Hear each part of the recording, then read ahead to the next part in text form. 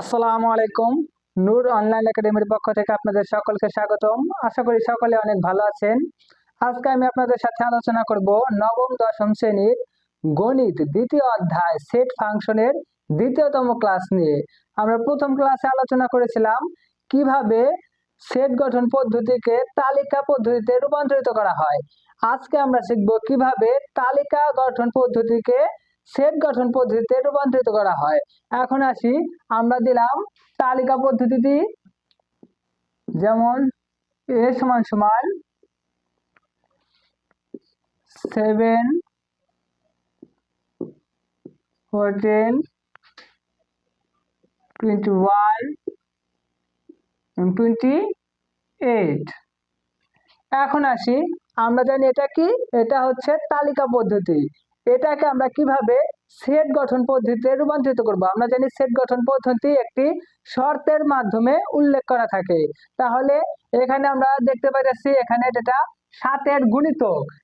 7 অক্ষে 7, 7 দুগুণে 14, 3 7 21, 4 7 28। তাহলে এটা আমরা দেখতে পাচ্ছি কি 7-এর গুণিতক। এখন আসি, তাহলে শর্ত হবে আমরা কি দিতে পারি, x হলো 7-এর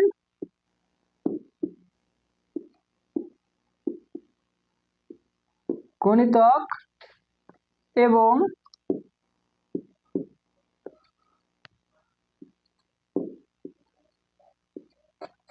সাতের বড় 28-এর ছোট। বুঝতে পারছি ইনশাল্লাহ।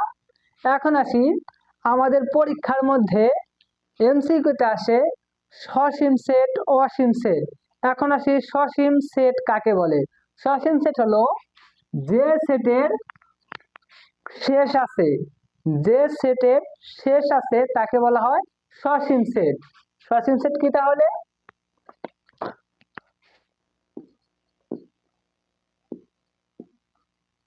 সসীম সেট যে সেট একটি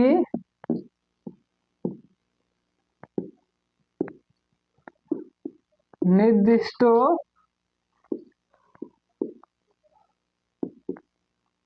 জায়গায় শেষ হয় তাকে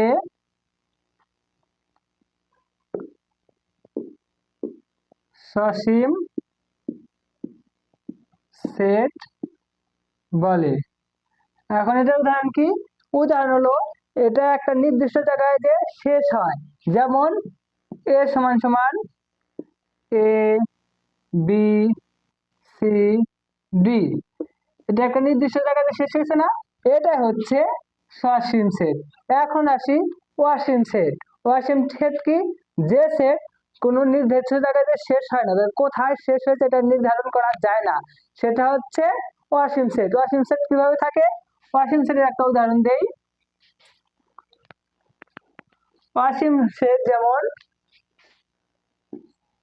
x সমান সমান 1 2 3 ডট ডট ডট ডট, এটা হচ্ছে আমার অসীম সেট।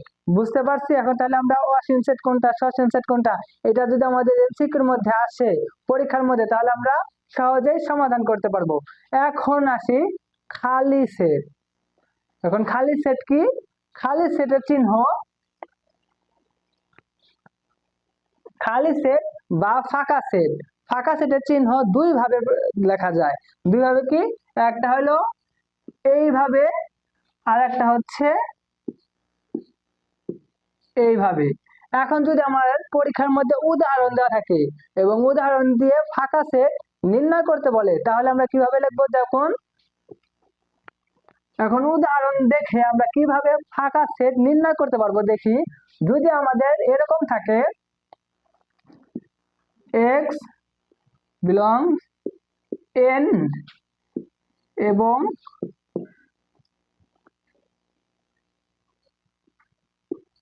ট্রেনের থেকে x বড় এবং 11 থেকে ছোট। তাহলে এটা আমরা কিভাবে বুঝবো ফাঁকা সেট? দেখেন 10 থেকে বড় এবং 11 থেকে ছোট, তাহলে কি 0 আসে না?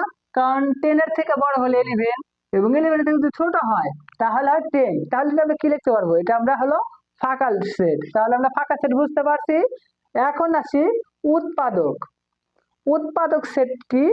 উৎপাদক সেট লেখার পদ্ধতি হচ্ছে, উৎপাদকে একটা সূত্র আছে। উৎপাদক সেট লেখার সূত্র হচ্ছে ট্রু এন। এখন আসি এই উৎপাদক সেট আমরা কিভাবে নির্ণয় করতে পারি। যেমন আমাদের যদি থাকে b সমান সমান a b c, যেমন যদি এটা থাকে তাহলে যদি আমাকে উৎপাদক সেট নির্ণয় করতে বলা হয় বা এমসিকিউর মধ্যে আছে এটার উৎপাদক সেট কত হবে, তাহলে আমরা কিভাবে নির্ণয় করব? আমরা সূত্র পড়ছি কি, উৎপাদক সেটের সূত্র হচ্ছে 2n। তাহলে আমরা এখানে b এর উৎপাদক কয়টা আছে? 3টা। a b c 3টা উৎপাদক আছে না?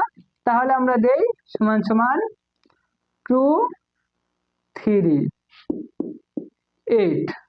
বুঝতে পারছি। এখন আসি প্রকৃতি উৎপাদক সেট। প্রকৃতি উৎপাদক সেটের সূত্র হচ্ছে, এইটা দিয়ে বুঝাই দেই। প্রকৃতি উৎপাদকের সেট হচ্ছে 2n - 1। এখন আমরা এখানে আছে কি উৎপাদক সেট। এখন এটা আছে উৎপাদক সেট, কি দেখতে পারি? প্রকৃতিক উৎপাদক সেট। প্রকৃতিক উৎপাদক সেট হচ্ছে 2 3 - 1 সমান সমান 8 - 1 7। বুঝতে পারছি। তাহলে আমরা প্রকৃতি উৎপাদক এবং ফাঁকা সেট, সসীম অসীম সেট এবং কিভাবে তালিকা পদ্ধতিকে সেট গঠন পদ্ধতিতে রূপান্তরিত করা হয়, কিভাবে সেট গঠন পদ্ধতিকে তালিকা গঠন পদ্ধতিতে রূপান্তরিত করা হয়, আমরা অনেক সহজেই সমাধান করতে পারবো ইনশাআল্লাহ।